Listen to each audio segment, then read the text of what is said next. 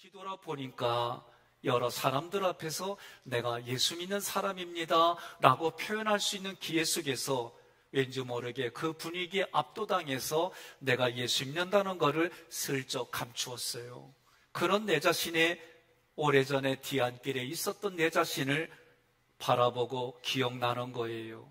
그렇다고 한다면 오늘 우리들은 어떤 상황에서 예수님을 버리는 일들이 있었을까? 왜 예수님을 모르는 척하고 버렸을까?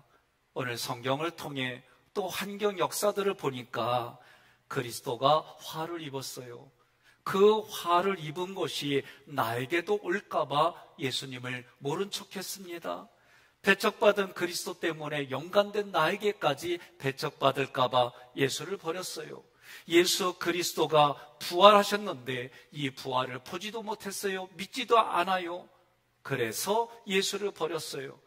예수님과 비교해보니까 내 힘이 강해요. 내가 더 잘났어요. 예수님을 평가절하 했어요. 그래서 예수님을 버렸어요. 십자가를 볼 수 있는 영의 눈이 가리워졌기 때문에 예수님을 버렸어요. 내가 지금 건강하고 내 육체가 하고자 원하는 대로 움직이니까 나의 육체의 연약함을 알지 못하기 때문에 예수님을 버렸어요. 그러나 여러분과 저는 예수님을 믿는 사람들입니다. 예수님을 믿는 사람들이기에 베드로전서 2장 7절 함께 봉독하며 고백하겠습니다. 그러므로 믿는 너희에게는 보배이나 믿지 아니하는 자에게는 건축자들이 버린 그 돌이 모퉁이의 머릿돌이 되고. 아멘. 여러분과 저는 내 삶의 기준이 예수 그리스도입니다. 예수 그리스도가 세상 사람들에게는 버려졌지만 그 버려진 돌이 나와 우리들에게는 믿음의 기초석이요, 나의 신앙의 건물을 짓는데 반석인 줄 믿습니다. 우리는 그 예수님 앞에 고백합니다. 결단합니다. 그리고 세상 살아가면서 또 그러지 못한 나를 바라보고 회개하고, 때로는 얼굴도 들기도 부끄러울 정도로 자기 자신의 생각과 감정에 아파하기도 해요. 또 고백합니다. 결단합니다. 그런데 또 이해관계 때문에 그 하나님 앞에 머리 숙이며 부끄럽고 고통스러운 그런 자리에 있는 자기를 보게 됩니다. 또 결단합니다. 회개합니다. 그리고 나가겠다고 그렇게 고백했습니다. 그런데 또 예수님을 모르는 척 하고 살아갑니다. 이런 상황인데도 불구하고 예수님은 나를 있는 그대로 봐주시고 다시 나를 안아주시고 나보다도 먼저 그 자리에서 기다리고 감싸주신다고 오늘 말씀하시는 거예요. 이 말씀이 여러분들에게 격려가 되고 희망이 되고 소망이 돼서 자기 자신도 일어날 뿐만 아니라 배우자에게, 자녀들에게, 내가 만나는 이들에게 다시 일어나고 일으키며 손을 잡는 우리 모두가 되기를 주님의 이름으로 권면하며 축복합니다. 31절 본문에 그때 예수께서 제자들에게 이르시되, 그때는 감람산으로 올라가는 예수님과 제자들입니다. 그런데 중요한 게 있습니다. 감람산에 올라가는 예수님과 제자들의 마음은 달라요. 예수님은 지금 모든 사람들을 구원하려고 십자가를 치러 가시는 길이고, 제자들은 누가복음 22장에 보니까 성만찬 때 서로 싸웠어요. 네가 크다, 내가 크다. 내가 헌신도가 많다, 네가 적다. 나에게 왔다면 네가 크다, 네가 크다 싸우지 말고 도레미파솔라시도 네가 크다 그럴 텐데, 이거 모르시는구나. 보리의 방구 얘기예요. 그러니 서로가 그렇게 싸울 게 아니라, 그런데 예수님은 그 싸우는 자리에서 뭐라고 말합니까? 청년과 같은 자리, 그리고 섬기는 자리, 섬기러 오셨다고 말씀하시면서 오늘 본문의 말씀이 누가복음에서는 이어지는 겁니다. 예수님은 제자들에게 데리고 가시는데 그 일들을 다 알고 계셨어요. 그러면서 예수님이, 구원자 예수님이 지금 제자들의 마음속에는 세상에서 한 권력을 취하고 뭔가 큰 일을 하려고 하는 그런 마음으로 따라오는 모습을 다 아셨음에도 불구하고 제자들에게 이야기하시는 겁니다. 31절 함께 봉독합니다. 오늘 밤에 너희가 다 나를 버리리라. 아멘. 이 버리리라 스칸달리조는 예수님이 잡히는 미래에 예수님이 잡히는 것을 보니까 자기가 화가 나는 거예요. 내가 이러려고 예수님 따라왔던가? 내가 이러려고 예수님 따라왔냐 말이요. 자기 자신이 얼마나 화가 나는지, 자기 욕구대로 되어지지 않는 거예요. 이런 이유가 뭐냐? 사람은 누구나가 다 자기의 욕구가 있고 자기의 목적이 있어요. 오늘 제자들은, 특별히 베드로는 그 욕구가 강했어요. 내가 예수님 사랑하고 헌신하고 충성한다는 욕구가 너무 강했어요. 그러나 세상의 힘을 가진 예수가 아니라 너무 무기력하게 죄인의 모습에서 무능한 모습으로 잡혀 죽는 모습을 보게 됐기 때문에 예수님이 말하는 거예요. 너희가 다 나를 버리리라. 한번 생각해 보겠습니다. 내가 지금 남편을 따라온 이유가 잘생긴 것도 잘생긴 거지만 능력이 있어요. 예? 나를 먹여 살릴 수 있는 능력이 있어요. 그리고 뭔가 나를 보호해 줄 수 있는 힘이 있는 거예요. 그거 하루아침에 다 날아갔어. 그랬더니 버렸네. 버렸다고 생각되어지는 남자들 생각해 보세요. 그 마음이 어떨까? 오늘 이 여인을 내가 책임지겠다고 했는데 왜 책임지겠다고 했냐? 얼굴이 너무 이뻐. 매력이 만점이야. 솜씨, 마음씨, 맵씨 다 가지고 있어. 그런데 어느 한순간 이게 다 날아가 버렸어요. 그래서 더 이상 쓸모가 없어서 내 여인으로는 아니요 하고 버렸다고 생각해 보세요. 여러분들이 이런 일을 안 겪으니까 아멘도 안 나오고 뭔 말하려고 그러나 생각도 하고, 예? 한번 생각해 보세요. 오늘 예수님의 입장에서 이런 변절되어지고 버림을 당하는 일들이 있다고 생각해 보세요. 오늘 이 말씀은 너희가 나를 배반하지 말라는 경각심이 아니에요. 그 상황은 배반할 수밖에 없어요. 오늘을 살아가는 우리에게도 이 상황이 벌어진다면 제자들과 별반 다르지 않을 것이다 라고 생각이 되어져요. 적어도 신념이 있을 때는, 신념이 무너지기 전까지는 내 자신의 생각과 감정을 의지하고 믿었어요. 50 중반에 되니까 이제 그렇게 살기가 싫어요. 늘 억울하게 당하고 마음과 뜻과 정성을 다하면 나를 이용하려고 하는 사람들에게 그 마음대로 살기 싫은 게 갑자기 올라오는 그런 일들도 저도 겪어봐요. 한번 생각해 보세요. 예수님의 자리에서 우리가 겪는 일들이 있다고 한다면 그 마음은 오죽할까? 그 마음은 어땠을까? 그런데도 예수님은 말씀하시는 것이 오직 부활한 후에 너희보다 먼저 갈릴리로 가리라 32절에 이 말씀의 의도가 오늘 우리 마음에 깊이 깨달아지기를 바랍니다. 이 32절 말씀 안에 예수님의 의도가 있어요. 갈릴리로 가리라. 이왕 가려면 하깃교회로 가리라 그러지. 왜 갈릴리로 간다고 그랬을까? 예? 이 갈릴리로 간다라고 할 때 갈릴리의 어근은 갈랄이에요.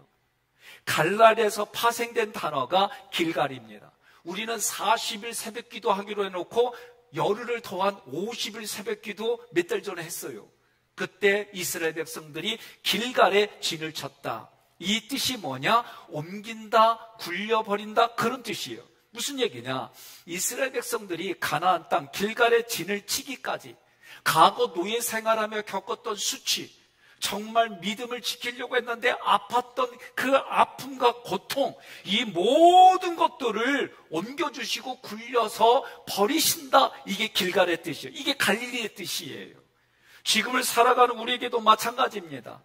내가 예수님 믿음으로 인하여 하나님 나라에 살아가는 그런 영적인 전쟁에서 내가 죄와 싸워 이기려고 몸부림쳤던 고통, 내가 죄와 싸우려고 이기려고 노력했던 그 모든 수치들, 예수님 믿었다는 것 때문에 고통당하고 예수님 믿었다는 것 때문에 억울한 일 당하고 이런 모든 것들을 예수님께서 십자가에 옮겨주시겠다. 그리고 내가 가지고 있는 아픔과 고통에서 떠나 죄의 밑에서 신음하던 그 모든 것에서 떠나 하나님의 자녀가 되는 권세를 주고 자녀로 자유를 얻게 해주신다. 이것이 오늘 예수님이 갈릴리로 가서 내가 너희를 위해 기다리겠다라고 하는 말씀의 의도예요.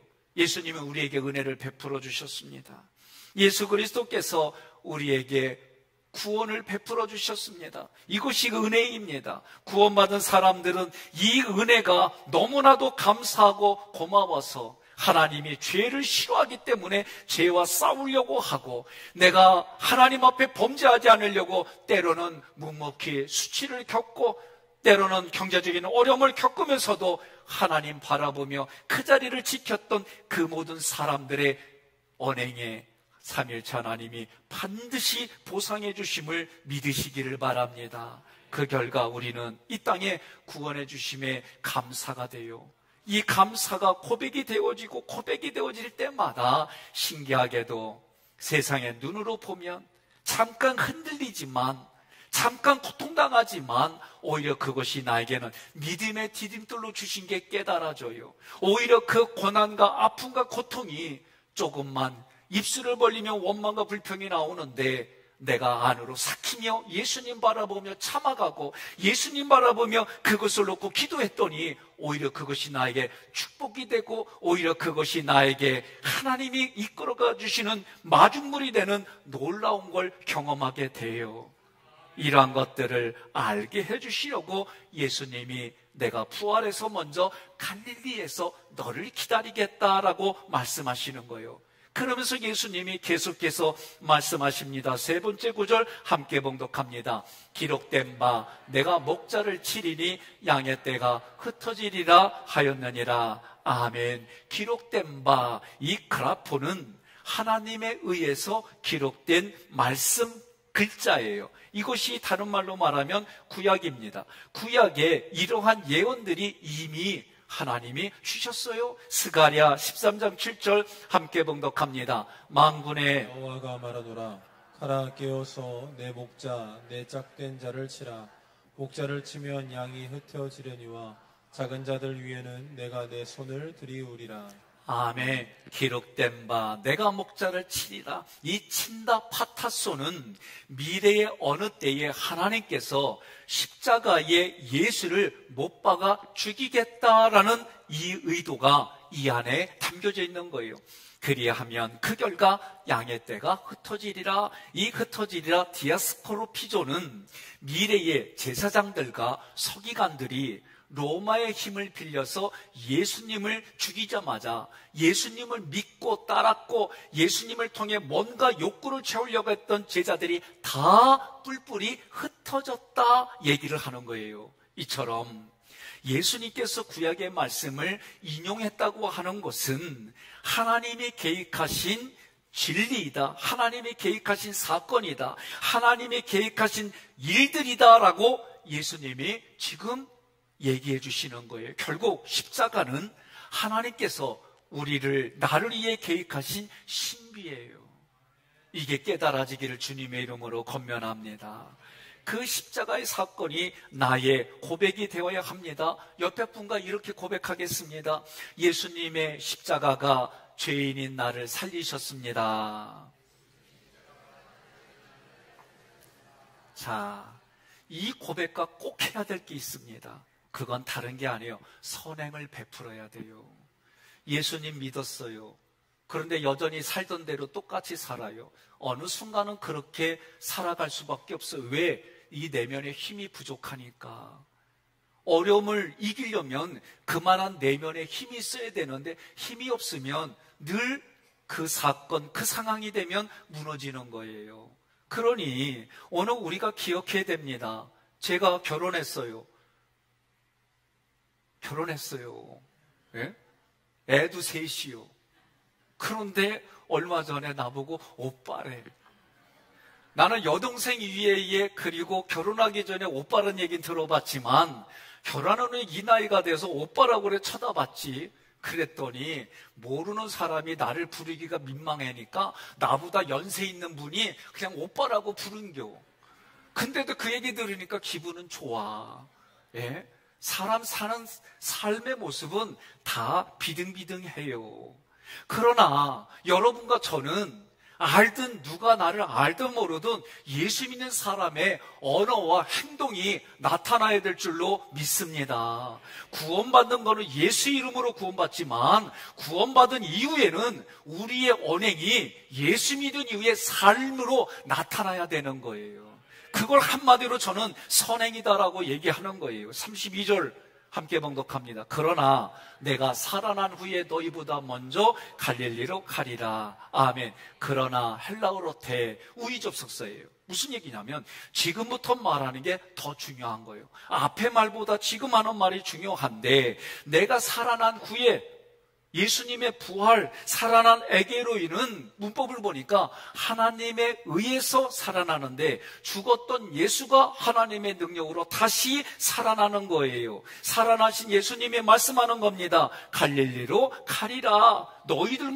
너희들보다도 먼저 내가 갈릴리로 가리라. 이 갈릴리로 가리라 프로하고는 부활해서 제자들보다도 먼저 거기에 가 있겠다 얘기예요.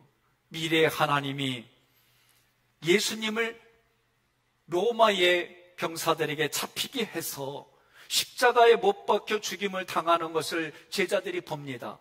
충격받습니다. 놀랍니다. 자기의 욕구가 다 깨졌습니다. 제자들은 뿔뿔이 흩어졌습니다. 이것을 아시는 예수님, 미래에 이런 일이 일어날 줄로 아시는 예수님이 지금 제자들에게 자기가 부활할 것을 말씀하는 거예요. 누가복음 22장과 연결하면 이런 일이 생길 때에 너희 믿음이 떨어질까 봐 미리 기도하라는 거예요. 저도 마찬가지예요. 우리들 모두 성경을 가진 사람은요, 내가 원하지 않는 환경과 욕구가 벌어지면은요, 마음이 불편하고요, 믿음 없는 얘기 나오고요, 믿음 없는 행동을 하게 돼 있고요. 우리는 그런 존재예요. 저는 어제 저의 예배를 드릴 때에 내 마음에 가장 강력하게 온 게 뭐냐면, 내 신념이 깨지고 나서는 내가 확신하는 일이 하나님 앞에, 삼위일체 하나님 앞에 확신하는 일이 많지 않아요. 나도 그런 상황이 벌어지면 죄인입니다. 그러니 그때의 나를 버리지 말고 나를 품어주세요. 그럴 수밖에 없는 나를 품어주세요. 그런 나를 품어주시는 하나님 감사해요. 오늘 이 말씀이 핵심이 이거예요. 너희가 나를 다 버린다는 거예요. 버리는데도 예수님은 그 길을 걸어가며 나를 버린 그 제자들을 먼저 가슴으로 품어주고, 먼저 그들을 만져주고, 그들을 위로하고, 그들을 다시 세워주시는 것이 예수님의 모습이다라고 지금 말씀하는 거예요. 그 자리가 갈릴리 장소라고 얘기하는 겁니다. 그 갈릴리는 우리들의 죄를 해결해 주신 장소입니다. 그 갈릴리는 부활하신 예수님을 그리스도로 고백하게 하는 자리입니다. 그 갈릴리는 다시 하나님의 나라를 인정하고 살아가게 해주시는 자리입니다. 그 갈릴리는 내가 다시 열매를 맺을 수 있도록 무화과 나무의 잎을 무성하게 하고 말라가는 그곳에 양분을 주어서 열매 맺게 해주시는 자리입니다. 저는 그 자리로 여러분을 초대합니다. 그 자리가 지금 이 자리입니다. 여러분 다시 일어나십시오. 마음의 아픔과 고통이 있다면 나를 그렇게 다시 세워주시고 기다려주시는 예수님을 향하여 예수님이 계신 그곳으로 가시기를 주님의 이름으로 권면합니다. 한번 생각해 보겠습니다. 이 구절은 지금까지 제자들이 겪었던 경험이 없어요. 왜? 부활이란 단어를 들어보지도 못했어요. 이런 것들은 생각해보지도 못했어요. 이것을 가지고 내 삶에 적용해 봅니다. 여러분, 타인과의 관계 속에 가르쳐주고 알려주고 훈련했는데도 결정적인 그 자리가 되면 또다시 원래의 상태로 돌아가는 사람을 보면 마음이 답답하지요. 힘들지요. 타인이면은 모른 척하고 살아가겠지요. 부모님은 자기 자식이기 때문에 버릴 수가 없는 거예요. 오늘 그런데도 자기 자식인데도 언제 가장 힘들어요? 예? 제가 15년, 거의 20년 전에 들었던 얘기는 미운 7살이라고 그랬어요. 그때부터는 자기 정체성이 생겨가지고 이거 하자, 싫어. 이거 하자, 싫어. 막 이럴 때예요. 그러니까 하는 일들이 아주 밉상이에요. 근데 15년 전부터 20년 요 사이부터 무슨 얘기가 나오냐? 미운 3살. 그리고 이런 말은 쓰기가 좀 그렇지만 죽이고 싶은 7살. 나 그 얘기 듣고 처음에는 웃었어요. 우리 애들이 점점 영악해집니다. 우리의 자녀들이 보고 듣는 게 많아지다 보니까 정보는 많아지는데 그러나 실제의 삶에 적용하는 거는 너무 부족해요. 오늘 사회면을 보면 촉법 소년들 얼마나 범죄들이 많아요. 그만큼 이 시대가 그런 시대에 우리가 살아가요.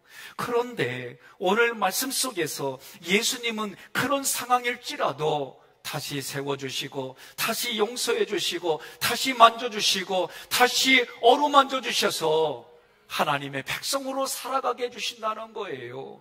그 말씀이 내 가슴에 와닿는 겁니다. 그렇다면 이 말씀이 와닿는 사람들마다 우리는 어떻게 살아야 될까? 주님은 내가 깨닫기도 전에 너는 왕같은 제사장이라 말했어요. 제사장은 그 말씀이 내 마음에 품어지는 거예요. 그 현장으로 올 때까지 기다리는 거예요. 마치 집을 떠났던 자녀가 다시 그 자리에 오는 것처럼 기도하며 기다리는 거예요. 왕은 내 백성, 내 민족, 내 영토를 지켜나가는 겁니다. 그것이 하나님의 말씀으로 그렇게 살아가는 거예요. 그러다 보면 그 자리를 지키다 보면 언젠가 그 사람이 성장하고 성숙해져서 함께 하나님을 향하여 나아가는 자리에 있는 줄 믿으시기를 바랍니다. 33절에 베드로가 대답하여 이르되, 베드로가 이제 이 말씀을 드리니까 자기를 변호하며 설명하는 거예요. 예? 모두가 주님을 버릴지라도 나는 결코 주님을 버리지 않겠습니다. 여기서 주가 퀴리오스라는 게 아니라 인칭대명사가 쓰였어요. 저만의 팁이에요. 인칭대명사 쓰면 대부분이 자기를 드러내요. 그래서 베드로도 지금 어떤 신념이냐면 의리가 있는 사람이에요. 가장 예수님께 충성한 사람이에요. 가장 예수님께 헌신한 사람이에요. 오늘 이 자리에서도 자기는 절대로 그런 일이 일어나지 않을 거라고 힘줘서 얘기하는 거예요. 버릴지라도 이 스칸달리조는 미래에 누군가에 의해서 함정에 빠지고 실족하는 일이 있을지라도 나 예수님을 절대로 신뢰하고 따라가겠습니다. 그렇게 말하는 거예요. 절대로 버리지 않겠습니다. 베드로의 성정이에요. 나는 이런 사람이 좋아. 이렇게 말하고 끝까지 가는 사람이 좋아. 옆 사람에게 인사합시다. 살아있을 때 잘해 그러세요. 네? 부부도 마찬가지예요. 있을 때 잘하는 거지. 부모와 자녀도 마찬가지요. 있을 때 잘하는 거지. 나의 이웃도 마찬가지요. 살아있을 때 잘하는 거지. 목자와 양의 관계도 마찬가지요. 있을 때 잘하는 거예요. 동의하십니까? 있을 때 잘하시기를 바랍니다. 베드로가 그렇게 말했어요. 그러면 정말 내가 볼 땐 멋있어. A2 플러스요. 예? 그런데 예수님이 뭐라고 말해요? 예수님이 선언하는 게 34절. 내가 진실로 너희에게 분명히 말하겠다. 오늘 밤 닭 울기 전에 내가 3번 나를 부인하리라. 아, 참 우리 예수님 대화법도 좀 배워야 돼. 예? 이렇게 말하는 분이 어디 계시나? 그런데 예수님이 이렇게 말할 때는 말씀이 하나도 헛되이 돌아간 게 없어요. 3번 나를 부인한다라고 할 때 셋은 아라비아 숫자 3이라는 뜻도 있지만 완벽이라는 뜻이 있어요. 그러니 무슨 얘기냐면 지금 예수님은 네가 완벽하게 신념을 가지고 네가 강조해서 절대로 주님을 떨어지지 아니하고 주님 변절하지 아니하고 그렇게 말하겠지만 3번이라는 뜻은 네가 확실하게 나를 변절하겠다. 나로부터 돌아서겠다. 그렇게 말씀하시는 거예요. 여러분은 어떻습니까? 예수님의 입장에서 이런 일들을 겪을 때에 그 마음은 고통스러워요. 평생을 함께 했는데, 평생을 믿어줬는데, 평생을 내가 어느 것 말할 수 없는 것으로 이렇게 했는데 배신감 느낄 때 그거는요 말도 못해요. 예? 그 배신감은요 나이가 들어갈수록 늦게 겪으면 겪을수록 평생을 그 안에서 벗어나지 못해요. 그러니 오늘 예수님은 예수님의 입장에서 이런 일을 겪었어요. 사람들은 자기의 욕구가 있고 요구가 있을 때는 별의별 얘기를 다 해요. 하늘에 별도 따다가 줘. 이게 사람이 뭔가를 목적이 있을 땐 그래.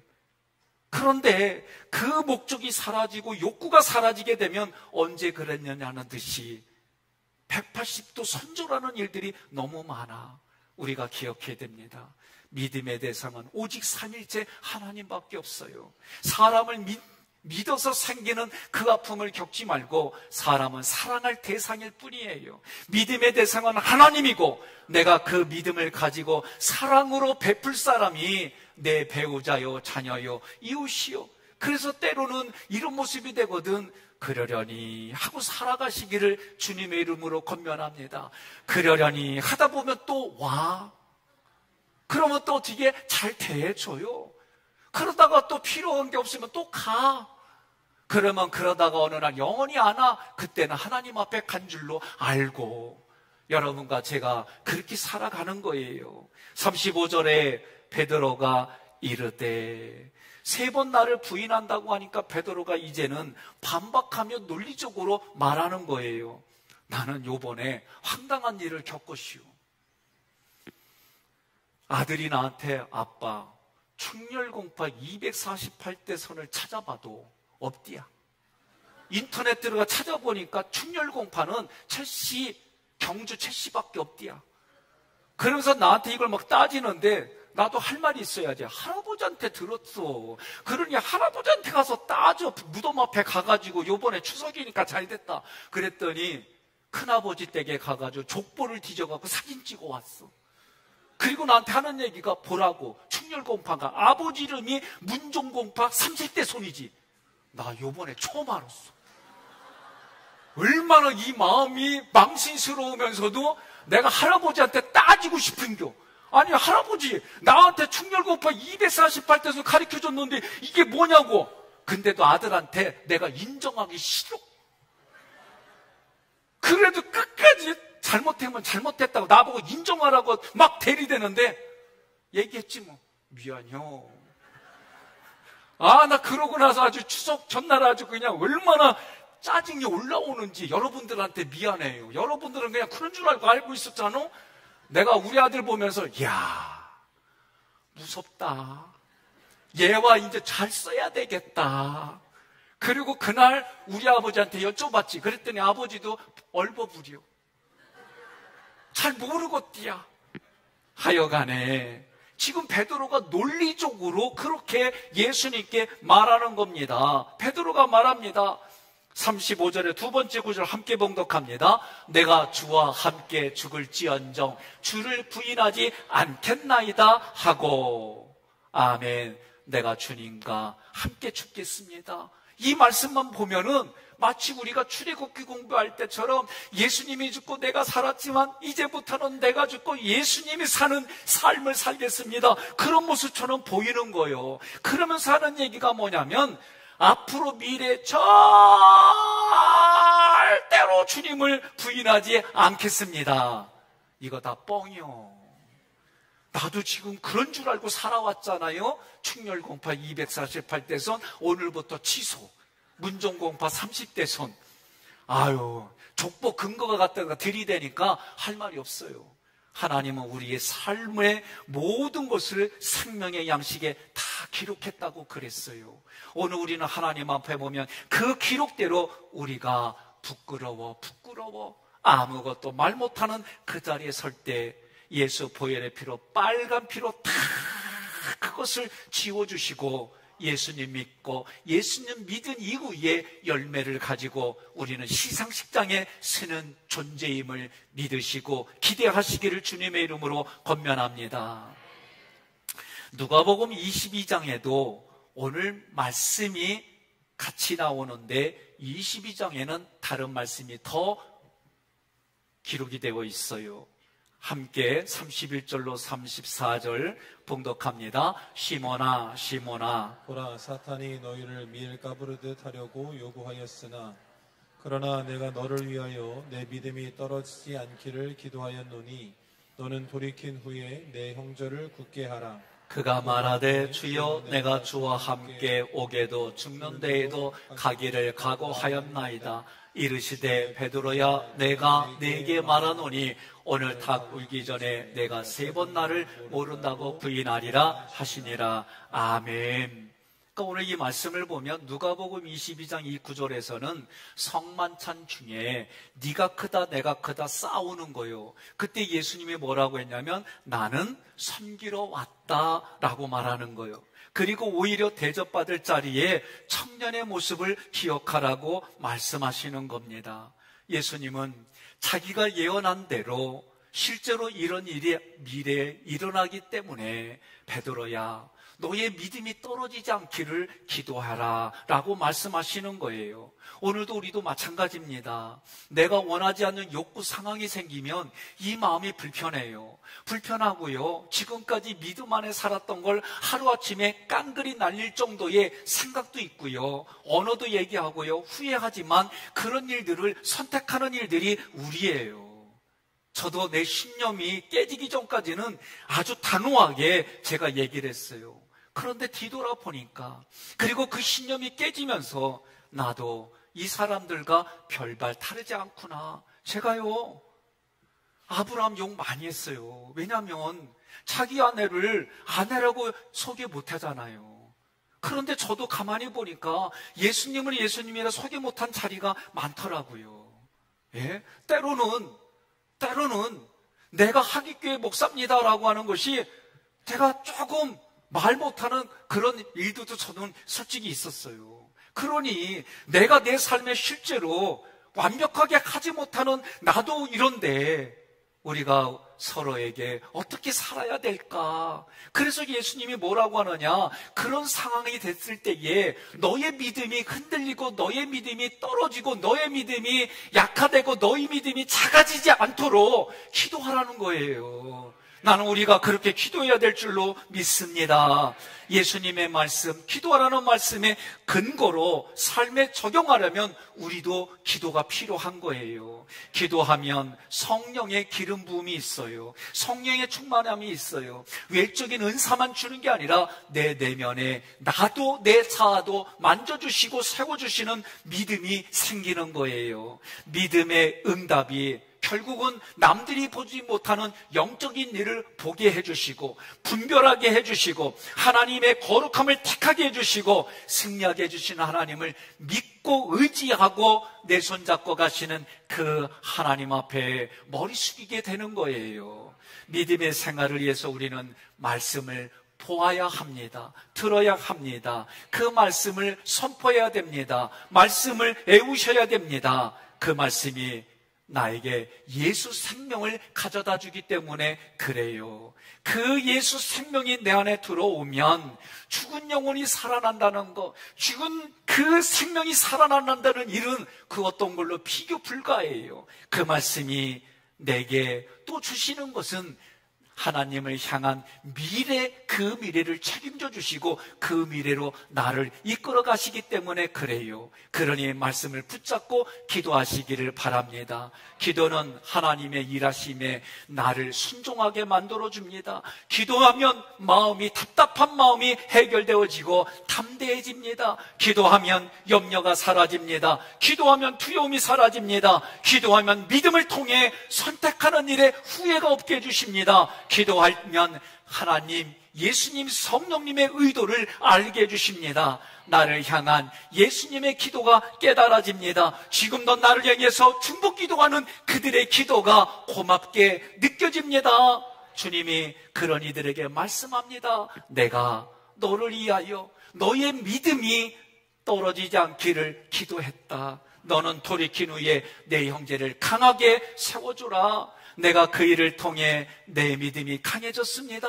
이제 그런 일을 겪는 내 주변의 사람들에게 권고하고 그들을 도와줘서 그들도 강하게 세워주는 일을 하게 해주십니다. 이러한 일들을 위해 오늘 지금 예수님은 감람산으로 베드로를 이끌고 가는 거예요. 오늘 그런 자리에 여러분과 제가 동의하고 오늘 이 자리에 앉은 줄로 믿습니다. 동의하시면 아멘 하시기를 바랍니다. 아멘 하신 분들마다 하나 더 가슴에 담으십시오.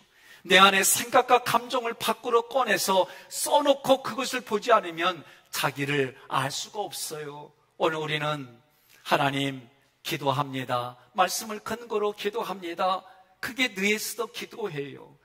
단순히 성전의 외벽만, 성전의 내부만 고치는 게 아니라 나를 성전이라고 불러주신 하나님 앞에 나의 몸 안에 있는 생각과 감정을 뜯어고치고 내 밖에 예수의 향기가 뿌려져서 그 향기를 흘려보내는 인생을 살겠습니다. 그 결단이 느에스더의 기도의 오늘 출발점입니다. 내일부터 실제로 진행되어질 때 여러분 그 빈칸에 누구 이름이 썼어도 자기 이름 쓰세요. 희한해요. 이런 거 하자고 그러면 아멘이 안 나와. 그리고 가보면 자기 이름이 써 있어. 고마워요.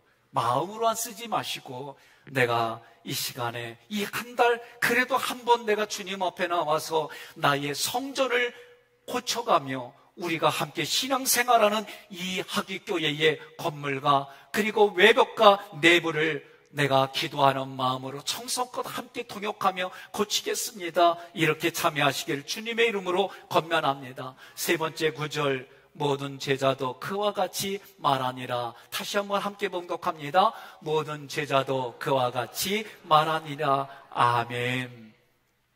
오늘 이 구절대로 보기만 하면 박수할 일이지만 내면의 문법과 의도대로 보면 이렇게 해석하는 거예요. 모든 제자들이 베드로와 같은 방식으로 대답했다는 거예요. 무슨 얘기입니까? 베드로와 같이 자기 힘과 능력을 의지하고 예수님의 말씀을 무시했다밖에 안 되는 거예요. 예수님은 뭐라고 말합니까? 베드로의 충성, 헌신 알아요. 정말 12제자 중에 가장 앞장서서 헌신하고 충성했고 봉사했던 베드로예요. 그런데도 그 베드로가 언제 예수님이 잡혀갈 때에 변절한 사람이라는 것을 깨닫게 해주신다는 이 말씀을 받아들이지 않았어요. 마태복음 16장에도 이와 같은 모습이 보여요. 마태복음 16장 21절로 24절 함께 봉독합니다. 이때로부터 그리스도께서 자기가 예루살렘에 올라가 장로들과 대제사장들과 서기관들에게 많은 고난을 받고 죽임을 당하고 제3일에 살아나야 할 것을 제자들에게 비로소 나타내시니 베드로가 예수를 붙들고 항변하여 이르되 주여 그리 마옵소서 이 일이 결코 죽게 미치지 아니하리이다. 예수께서 돌이키시며 베드로에게 이르시되 사단아 내 뒤로 물러가라. 너는 나를 넘어지게 하는 자로다. 내가 하나님의 일을 생각하지 아니하고 도리어 사람의 일을 생각하는도다 하시고 이에 예수께서 제자들에게 이르시되 누구든지 나를 따라오려거든 자기를 부인하고 자기 십자가를 지고 나를 따를 것이니라. 아멘. 이미 예수님의 이 말씀이 마태복음 16장에 있었음에도 불구하고 오늘 본문 마태복음 26장에 그 모습 그대로 베드로는 있는 거예요. 예수님이 이제 내가 죽으러 가. 제사장들과 서기관들에게 넘겨져서 내가 십자가에 못 박혀 죽어. 그리고 3일 만에 부활해. 이 얘기를 듣고 베드로가 뭐라고 합니까? 화를 내면서, 항변이란 얘기는 정말 최대 화를 내면서 얘기하는 거예요. 내 표현대로 하면 내가 지금까지 예수님 따라다니는 게 이 모습 보려고 그런 줄 아냐고. 내가 예수님 따라다니면 뭔가 큰 직분도 없고 이 나라에 왕으로 앉으면 내가 예수님 우편에서 그 영광을 가지고 내가 한미천 가지고 이런 생활을 하려고 했는데 못 죽어요. 죽으면 안 돼. 이런 거요. 그러니까 예수님이 뭐라고 그래요? 말은 사단아 내 뒤로 물러가라. 너는 나를 넘어지게 하는 자다. 하나님의 일을 생각하지 않고 사람의 일을 생각했다. 그렇게 말하는 거예요. 얼마나 황당했을까. 영적인 것을 이렇게 해석하지 못하면 육신의 눈으로 보는 것만 자기만 생각하고 남들이 어찌되든 자기만 생각하는 그런 일 속에 오늘 26장에서도 똑같이 그렇게 얘기하는 거예요. 여러분, 저는 이 말씀을 통해서 깊이 내 마음속에 와 닿은 게 내가 베드로의 모습은 아닌가? 아니야, 내가 베드로의 모습이었었지. 내 신념을 가지고 목회도 내 신념을 가지고 경영도 내 신념을 가지고 그랬던 제 자신이 자꾸 눈만 감으면 떠오르는 거예요. 나의 예배를 드리면서 하나님, 그런 나를 오늘도 사랑하신다고 그러시네요. 그런 나를 오늘도 그 십자가의 피로 나를 감싸주시네요. 그런 나로 또 잡아주시네요. 나는요, 오늘 이렇게 은혜를 받고도 또 결단했지만 미래에 하나님을 배신하는 일들이 또 있을 그런 사람이에요. 그런데도 주님의 사랑이 이렇게 나에게 부어지니 내가 어찌하오리까? 어떻게 하면 좋겠습니까? 나는 내 힘으로 이 모든 것을 이길 수 있는 존재가 아닙니다. 어제 나의 예배를 드리며 이렇게 고백을 했어요. 오늘 말씀 속에 결국 베드로는 자기의 신념과 자기의 목적으로 사단을 이롭게 하는 그런 상황이 있었어요. 더 나아가 예수님을 버리는 자리에까지 왔어요. 그런데도 오히려 그런 베드로를 감싸주시고 그런 제자들을 감싸주시고 내가 너희들을 첫 열매가 되려고 부활한 후에 너희들의 본래 있던 자리 갈릴리, 그러나 그 갈릴리를 영적으로 다시 너희를 새롭게 하며 다시 세워주고 다시 관계를 맺어가며 너희가 열매를 맺을 수 있도록 내가 먼저 그곳에서 기다릴 거야. 이 말씀이 오늘 여러분과 저에게 가슴에 와닿고 그 말씀을 가지고 여러분 살아가시기를 주님의 이름으로 권면합니다. 그 일을 위해서 기도하십시오. 그 일을 위해서 말씀이 가슴에서 내 미래를 이끌어가고 그 말씀에 열매를 맺으려고 여러분들이 주님 앞에 부르짖으십시오. 오늘도 예수님은 나를 위해 기도하심을 믿으십시오. 오늘도 그 기도의 열매를 위하여 우리는 매일의 삶에 결단했지만 또 넘어질 수 있습니다. 넘어졌지만 포기하지 마십시오. 넘어졌지만 여러분 포기하지 마시고 그런 나를 위해 기다리고 그런 나를 위해 준비해 주시고 그런 나를 위해 붙들어 주시는 그 하나님을 찬양할 때에 나의 힘과 능력으로는 하지 못합니다. 결단했지만 또 지키지 못할 나를 품어주시는 하나님의 힘과 능력으로 나는 오늘 조심스럽게 회개하며 머리를 들며 한 걸음 뛰어나가며 주님을 찬양합니다. 나의 힘이 되신 여호와여.